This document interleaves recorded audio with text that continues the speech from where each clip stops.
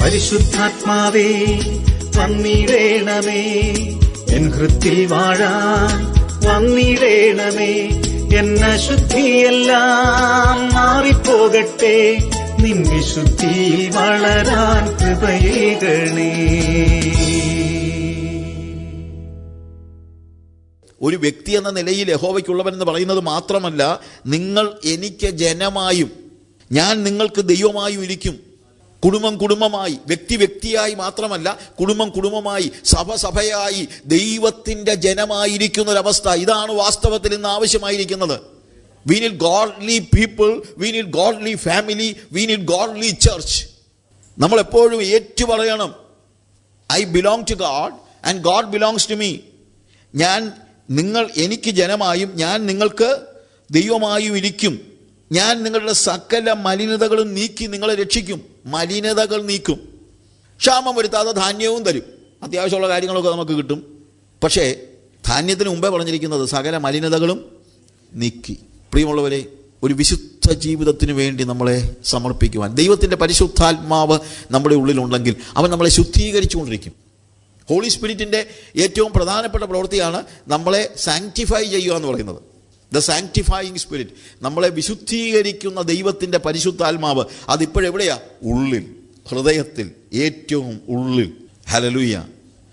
ഇനി 39-ാമത്തെ അധ്യായത്തിലേക്ക്, യെഹെസ്കേലിൻ്റെ പ്രവചനം 39-ാം അധ്യായത്തിലേക്ക് വരുമ്പോൾ അതിൻ്റെ അവസാനത്തെ ഭാഗത്തിൽ 28-29 വാക്യങ്ങൾ, ഞാൻ അവരെ ജാതികളുടെ ഇടയിൽ ബദ്ധന്മാരായി കൊണ്ടുപോകാനാക്കുകയും അവരിൽ ആരെയും അവിടെ വിട്ടേക്കാതെ അവരുടെ ദേശത്തേക്ക് കൂട്ടിവരുത്തുകയും ചെയ്യും.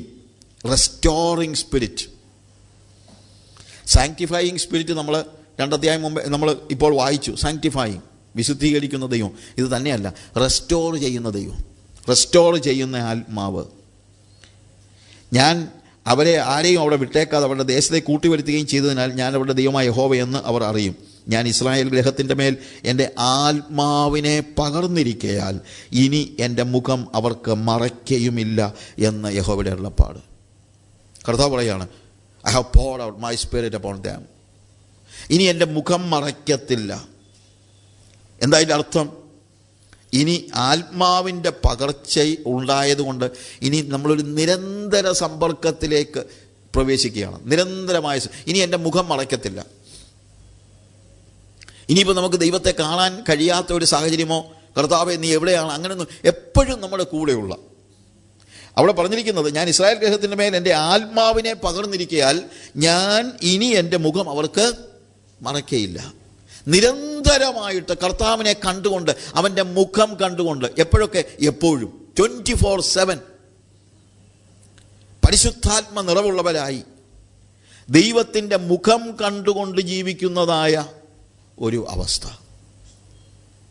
പഴയ നിയമത്തിൽ പരിശുദ്ധാത്മാവിനെ കുറിച്ചുള്ള വാഗ്ദാനങ്ങളാണിതൊക്കെ. ഇതെല്ലാം പുതിയ നിയമത്തിൽ പരിശുദ്ധാത്മാവ് വന്ന് ഇപ്പോഴാണ് നമുക്കിതിൻ്റെയൊക്കെ അർത്ഥം ശരിക്ക് പുതിയ നിയമത്തിൽ വരുമ്പോഴാണ് ഗ്രഹിക്കാൻ കഴിയുന്നത്. പഴയ നിയമത്തിലെ വിശുദ്ധന്മാർക്കൊരു പക്ഷേ അത്രയും മനസ്സിലായി കാണത്തില്ല. പക്ഷേ പുതിയ നിയമത്തിൽ ഈ വാഗ്ദാനങ്ങളെല്ലാം നിറവേറ്റപ്പെടുന്നതാണ് നമ്മൾ കാണുന്നത്. ഒരു ഭാഗം കൂടെ വായിക്കാം. യോവേലിൻ്റെ പ്രവചനത്തിൽ നമുക്ക് എല്ലാവർക്കും അറിയാവുന്ന വേദഭാഗം, അതും കൂടെ പെട്ടെന്ന് ഞാനിന്ന് വായിക്കാം. യോവേലിൻ്റെ പ്രവചനം 2-ാം അധ്യായത്തിൽ അതിൻ്റെ 28-29 വാക്യങ്ങൾ ആദ്യം ഒന്ന് വായിക്കാം. പിന്നീട് നമുക്ക് അതിൻ്റെ പുറകിലത്തെ വാക്യങ്ങൾ വായിക്കണം കാര്യം അതൊന്ന് മനസ്സിലാക്കാനായിട്ട്. അതിൻ്റെ ശേഷം 28-29 അതിൻ്റെ ശേഷമോ ഞാൻ സകല ജഡത്തിന്മേലും എൻ്റെ ആത്മാവിനെ പകരും. നിങ്ങളുടെ പുത്രന്മാരും പുത്രിമാരും പ്രവചിക്കും. നിങ്ങളുടെ വൃദ്ധന്മാർ സ്വപ്നങ്ങളെ കാണും. നിങ്ങളുടെ യൗവനക്കാർ ദർശനങ്ങളെ ദർശിക്കും. ദാസന്മാരുടെ മേലും ദാസിമാരുടെ മേലും കൂടെ ഞാൻ ആ നാളുകളിൽ എൻ്റെ ആത്മാവിനെ പകരും.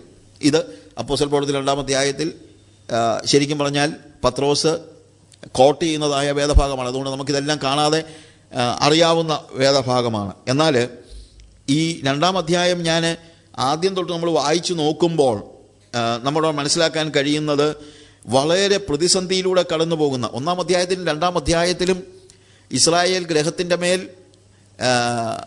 അല്ലെങ്കിൽ ദൈവത്തിൻ്റെ ന്യായവിധി വരുന്ന ഒരു കാര്യമാണ് നമ്മളവിടെ കണ്ടുകൊണ്ടിരുന്നതെല്ലാം. അതിൻ്റെ 1-ാം അധ്യായത്തിന് 4-ാം വാക്യത്തിൽ തുള്ളൻ ശേഷിപ്പിച്ചത് വെട്ടുക്കിളി തിന്നു, വെട്ടുക്കിളി ശേഷിപ്പിച്ചത് വിട്ടിൽ തിന്നു, വിട്ടിൽ ശേഷിപ്പിച്ചത് പച്ചപ്പുഴി തിന്നു എന്നൊക്കെ പറഞ്ഞ് ഇസ്രായേൽ ജനതയോട് പ്രവാചകൻ പറയുകയാണ്, സിയോനിൽ കാഹളമൂതുവീൻ, എൻ്റെ വിശുദ്ധ പർവ്വതത്തിൽ അയ്യം വിളിപ്പീൻ, യഹോവയുടെ ദിവസം വരുന്നത് കൊണ്ടും അത് അടുത്തിരിക്കുന്നതുകൊണ്ടും ദേശത്തിലെ സകല നിവാസികളും നടുങ്ങിപ്പോകട്ടെ. അങ്ങനെ പ്രതിസന്ധിയുടെയും നഷ്ടത്തിൻ്റെയും ദേശത്തിന് സംഭവിച്ചിരിക്കുന്ന വരൾച്ചയുടെയും എല്ലാ പ്രതിസന്ധിയുടെയും സാഹചര്യത്തിൽ പ്രാർത്ഥനയിൽ അവർ യഹോവയുടെ മുമ്പിലേക്ക് വരുമ്പോൾ കർത്താവ് പറയാണ് 12-ാമത്തെ വാക്യത്തിൽ, എന്നാൽ ഇപ്പോഴെങ്കിലും നിങ്ങൾ പൂർണ്ണഹൃദയത്തോടും ഉപവാസത്തോടും കരച്ചിലോടും വിലാപത്തോടും കൂടെ എങ്കിലേക്ക് തിരുമിൻ. 2:12. വസ്ത്രങ്ങളെയല്ല ഹൃദയങ്ങളെ തന്നെ കീറി നിങ്ങളുടെ ദൈവമായ യഹോവയുടെ അടുക്കലേക്ക് വരുവീൻ. അവൻ കൃപയും കരുണയും ദീർഘക്ഷമയും മഹാദയും ഉള്ളവനല്ലോ, അവൻ അനർത്ഥത്തെക്കുറിച്ച് അനുതപിക്കും. സിയോനിൽ കാഹളമൂതുവിൻ, സഭായോഗം വിളിച്ചു കൂട്ടുവിൻ, ജനത്തെ കൂട്ടി വരുത്തുവിൻ, കരയാനെല്ലാം പറയുകയാണ്. എന്നിട്ട് അങ്ങനെ കരഞ്ഞ് പ്രാർത്ഥിക്കുമ്പോൾ 18-ാമത്തെ വാക്യത്തിൽ അങ്ങനെ യഹോവ തൻ്റെ ദേശത്തിന് വേണ്ടി തീഷ്ണത കാണിച്ച് തൻ്റെ ജനത്തെ ആദരിച്ച് യഹോവ തൻ്റെ ജനത്തിന് ഉത്തരമരുളി ചെയ്തു, ഞാൻ നിങ്ങൾക്ക് ധാന്യവും വീഞ്ഞും എണ്ണയും നൽകും, നിങ്ങൾ അതിനാൽ തൃപ്തി പ്രാപിക്കും, ഞാൻ ഇനി നിങ്ങളെ ജാതികളുടെ ഇടയിൽ നിന്നയാക്കുകയില്ല. ഇതൊക്കെ പറഞ്ഞ് ഞാൻ സമയമില്ലല്ലോ. 25-ാമത്തെ വാക്യത്തിൽ, ഞാൻ നിങ്ങളുടെ ഇടയിൽ അയച്ചിരിക്കുന്ന എൻ്റെ മഹാസൈന്യമായ വെട്ടുക്കിളിയും വിട്ടിലും തുള്ളനും പച്ചപ്പുഴവും തിന്നുകളഞ്ഞ സംവത്സരങ്ങൾക്ക് വേണ്ടി ഞാൻ നിങ്ങൾക്ക് പകരം നൽകും. അപ്പോൾ എല്ലാ രീതിയിലും, അതായത് വെട്ടുക്കിളിയും വിട്ടിലും തുള്ളനും പച്ചപ്പുഴവും തിന്നു കളഞ്ഞ ഒരു ദേശം, ആ ദേശം വസ്ത്രങ്ങളെയല്ല ഹൃദയങ്ങളെ തന്നെ കീറി ദൈവത്തിൻ്റെ സന്നിധിയിലേക്ക് വന്നപ്പോൾ കർത്താവ് പറഞ്ഞു, ഞാൻ നിങ്ങളെക്കുറിച്ച് ഇപ്പോൾ വ്യത്യസ്തമായി ചിന്തിക്കുകയാണ്. നിങ്ങളുടെ ഇടയിൽ അയച്ചിരുന്ന എൻ്റെ മഹാസൈന്യമായ വെട്ടുക്കിളിയും വിട്ടിലും തുള്ളനും പച്ചപ്പുഴവും തിന്നുകളഞ്ഞ സംവത്സരങ്ങൾക്ക് വേണ്ടി ഞാൻ നിങ്ങൾക്ക് പകരം നൽകും. അപ്പോൾ ഭൗമികമായി അവരുടെ നഷ്ടങ്ങളിൽ നിന്ന് അവരെ കരകയറ്റും എന്ന് പറയുന്നുണ്ട്.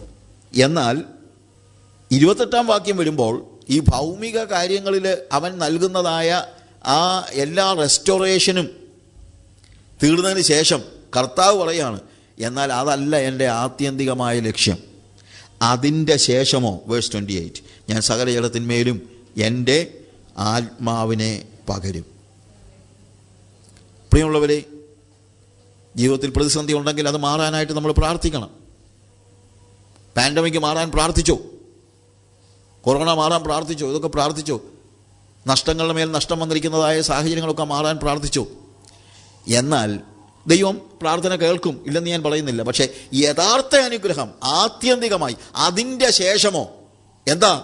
ഞാൻ സകല ജഡത്തിന്മേലും എൻ്റെ ആത്മാവിനെ പകരും എന്നുള്ളതാണ്. ഭൗതികമായ നന്മകളെക്കുറിച്ച് നമ്മൾ 18-ാമത്തെ വാക്യം മുതൽ കൃത്യമായിട്ടെല്ലാം കാണുന്നുണ്ട്. എന്നാൽ ഏറ്റവും ഒടുവിലായിട്ട്, ഏറ്റവും വലുതായിട്ട്, മഹനീയമായിട്ട് കർത്താവ് പറയുന്നത്, ഞാൻ നിങ്ങൾക്ക് അത് തരും ഇത് തരുമെന്നൊക്കെയല്ല. അതിൻ്റെ ശേഷമോ, ഞാൻ സകല ജഡത്തിന്മേലും എൻ്റെ ആത്മാവിനെ പകരും. ഈ കാലയളവിലും നമ്മുടെ ജീവിതത്തിൽ പ്രതിസന്ധികൾ, പലപ്പോഴും നമ്മൾ ദൈവത്തിൻ്റെ സന്നിധിയിൽ ചെല്ലുന്നത് നമ്മുടെ പ്രതിസന്ധികളിലാണ്. അത് കർത്താവിനോട് പറയുന്നതിനകത്ത് കുഴപ്പമില്ല, കർത്താവ് നമ്മളെ അതിനെ സഹായിക്കും. എന്നാൽ ഒരു കാര്യം മനസ്സിലാക്കണം, യഥാർത്ഥത്തിൽ ദൈവം നമുക്ക് ഒരുക്കി വച്ചിരിക്കുന്ന നന്മ എന്ന് പറയുന്നത് അവൻ്റെ പരിശുദ്ധാത്മാവാണ്. അത് ആർക്കൊക്കെയാണ്? ബാക്കിയുള്ളതൊക്കെ ഇന്നാൾക്കെന്നൊക്കെ പറയാം. പക്ഷേ ഇവിടെ പറഞ്ഞിരിക്കുന്നത്, ഞാൻ സകല ജഡത്തിന്മേലും എൻ്റെ ആത്മാവിനെ പകരും. ഇതെല്ലാവർക്കുമായിട്ടും തുറന്നു വച്ചിരിക്കുക. ചില ആളുകൾക്ക് മാത്രമല്ല, ഒരു പരിധിവരെ പറഞ്ഞാൽ യഹൂദന്മാർക്ക് വേണ്ടി മാത്രം പോലുമല്ല. ഞാൻ സകല ജഡത്തിന്മേലും. പ്രവാചകന്മാരൊക്കെ ഹൈലി എക്സ്ക്ലൂസീവായിട്ട് ജൂയിഷ് ഇതിനകത്താണ് ഇതെല്ലാം ദൈവത്തിൻ്റെ അനുഗ്രഹം എല്ലാം വരുന്നതെന്നാണ് അവർ ചിന്തിച്ചുകൊണ്ടിരുന്നത്. പക്ഷേ യോവേൽ പ്രവാചകൻ പറഞ്ഞു അങ്ങനല്ല. ആത്മാവിനെ പകരുന്നത് ആരുടെ മേലാണ്? സകല ജഡത്തിന്മേലും. അതുകൊണ്ടാണ് നമ്മളൊക്കെ ഇന്ന് അതിനകത്ത് പെട്ടിരിക്കുന്നത്. നമ്മുടെ മേലൊക്കെ ദൈവത്തിൻ്റെ ആത്മാവിനെ പകരുവാൻ ദൈവം നോക്കിയിരിക്കുകയാണ്. നമ്മുടെ കുഞ്ഞുങ്ങളുടെ മേൽ ദൈവത്തിൻ്റെ ആത്മാവിനെ പകരുവാൻ. അവിടെ പറയുന്നത്, നിങ്ങളുടെ പുത്രന്മാരും പുത്രിമാരും പ്രവചിക്കും.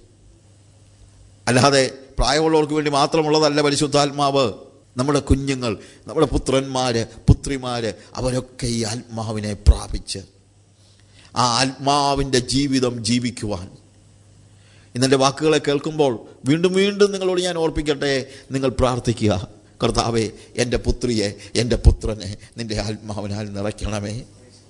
എൻ്റെ പുത്രൻ്റെ മേൽ, എൻ്റെ മകൻ്റെ മേൽ കർത്താവേ നിൻ്റെ ആത്മാവിനെ പകരണമേ. എൻ്റെ മകളുടെ മേൽ കർത്താവേ നിൻ്റെ ആത്മാവിനെ പകരണമേ. നിങ്ങളുടെ പുത്രന്മാരും പുത്രിമാരും പ്രവചിക്കും, നിങ്ങളുടെ വൃദ്ധന്മാർ സ്വപ്നങ്ങളെ കാണും, നിങ്ങളുടെ യൗവനക്കാർ ദർശനങ്ങളെ ദർശിക്കും. ദാസന്മാരുടെ മേലും ദാസിമാരുടെ മേലും വലിയ ഡിഗ്നിറ്റി ഉള്ളവരുടെ മേൽ മാത്രമല്ല ദൈവത്തിന്റെ പരിശുദ്ധാത്മാവ് വരുന്നത്. അതിന് വലിയ സമൂഹത്തിലെ സ്ഥാനമൊന്നും ആവശ്യമില്ല, മറ്റ് പല കാര്യങ്ങളും വലിയ കാര്യങ്ങളൊന്നും ആവശ്യമില്ല. മുതലാളിമാരുടെ മേൽ മാത്രമല്ല, ദാസന്മാരുടെ മേലും ദാസിമാരുടെ മേലും കൂടെ ഞാൻ ആ നാളുകളിൽ എൻ്റെ ആത്മാവിനെ പകരും. ഇതാണ് ഇന്ന് ആവശ്യമായിരിക്കുന്നത്, ഹോളിസ്റ്റിക് ആയിട്ട്. ഹല്ലേലൂയ. സഭകളുമായി ബന്ധമുള്ള ആളുകൾ നമ്മുടെ സഭകൾക്ക് വേണ്ടി പ്രാർത്ഥിക്കണം, ഭവനത്തിന് വേണ്ടി പ്രാർത്ഥിക്കണം. ഒരു പരിധി വരെ പറഞ്ഞാൽ, കർത്താവേ എന്നെ ആത്മാവിനാൽ നിറയ്ക്കണമേ. 2, എൻ്റെ കുടുംബത്തെ, എൻ്റെ മക്കളെ, എൻ്റെ കുഞ്ഞുങ്ങളെ, എൻ്റെ കൊച്ചുമക്കളെ ആത്മാവിനാൽ നിറയ്ക്കണമേ. കർത്താവേ എൻ്റെ സഭയിലെ യുവാക്കളെയും യുവതികളെയും എൻ്റെ സഭയിലെ പ്രായമുള്ളവരെയും ഒക്കെ ആത്മാവിനാൽ നിറയ്ക്കണമേ. ഹല്ലേലൂയ. ഒരു നിമിഷം നമുക്ക് കണ്ണുകളെ അടയ്ക്കാം. ഹല്ലേലൂയ. ഇന്നത്തെ നമ്മുടെ ഈ ക്ലാസ്സിലൂടെ ഞാൻ ആഗ്രഹിക്കുന്നത് മറ്റൊന്നുമല്ല, ദൈവത്തിൻ്റെ പരിശുദ്ധാത്മാവിന് വേണ്ടിയുള്ള വലിയൊരു അഭിവാഞ്ച നമ്മുടെ ഹൃദയങ്ങളിലൊക്കെ വാഴട്ടെ. ഭൗമിക നന്മകൾ കർത്താവ് തരുന്നതൊക്കെ നിങ്ങൾ വാങ്ങിച്ചോ, പക്ഷേ അതിൻ്റെ ശേഷമോ ഞാൻ എൻ്റെ ആത്മാവിനെ പകരും. യെശയ്യാവിൻ്റെ പ്രവൃത്തി നമ്മൾ കണ്ടു. എല്ലാ ദുരിതങ്ങളും എവിടെ വരെയാണ്?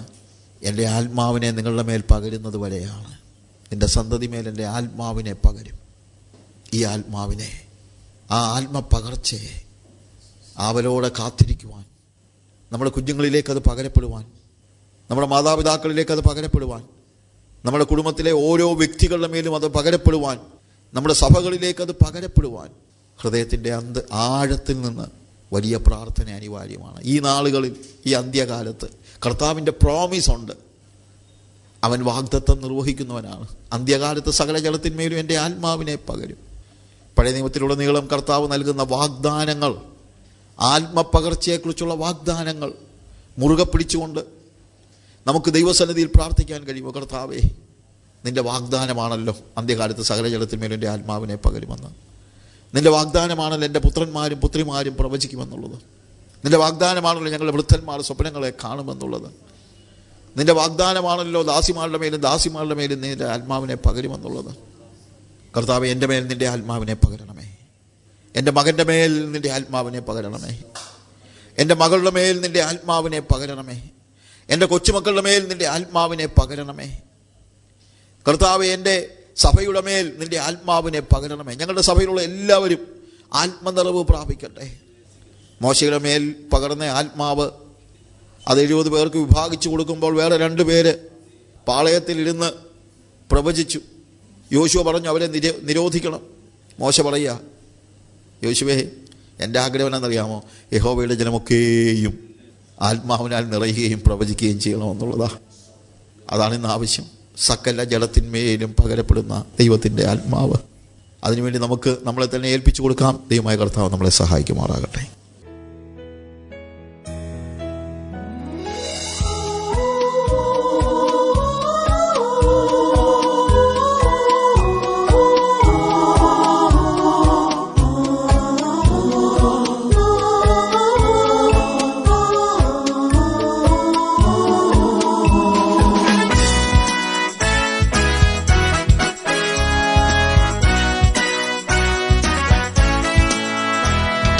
പരിശുദ്ധാത്മാവേ വന്നിടേണമേ, എൻ ഹൃത്തിൽ വാഴാൻ വന്നിടേണമേ. എന്ന ശുദ്ധിയെല്ലാം മാറിപ്പോകട്ടെ, നിൻ വിശുദ്ധിയിൽ വളരാൻ കൃപയേകണേ. പരിശുദ്ധാത്മാവേ വന്നിടേണമേ, എൻ ഹൃത്തിൽ വാഴാൻ വന്നിടേണമേ. എന്ന ശുദ്ധിയെല്ലാം മാറിപ്പോകട്ടെ, നിൻ വിശുദ്ധിയിൽ വളരാൻ കൃപയേകണേ.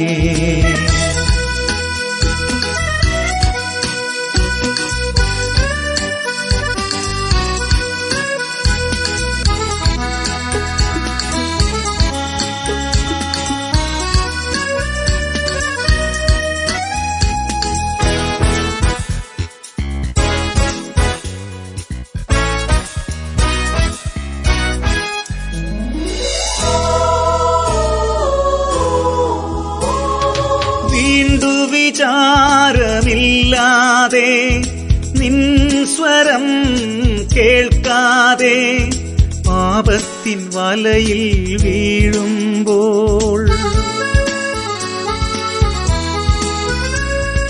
വീണ്ടു വിചാരമില്ലാതെ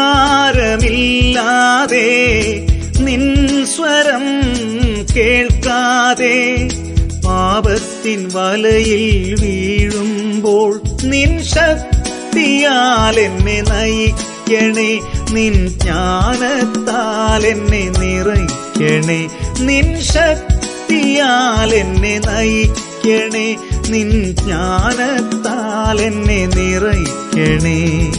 പരിശുദ്ധാത്മാവേ വന്നിടേണമേ, എൻ ഹൃത്തിൽ വാഴാൻ വന്നിടേണമേ, എന്ന ശുദ്ധിയെല്ലാം മാറിപ്പോകട്ടെ, നിൻ വിശുദ്ധിയിൽ വളരാൻ കൃപയേകണേ.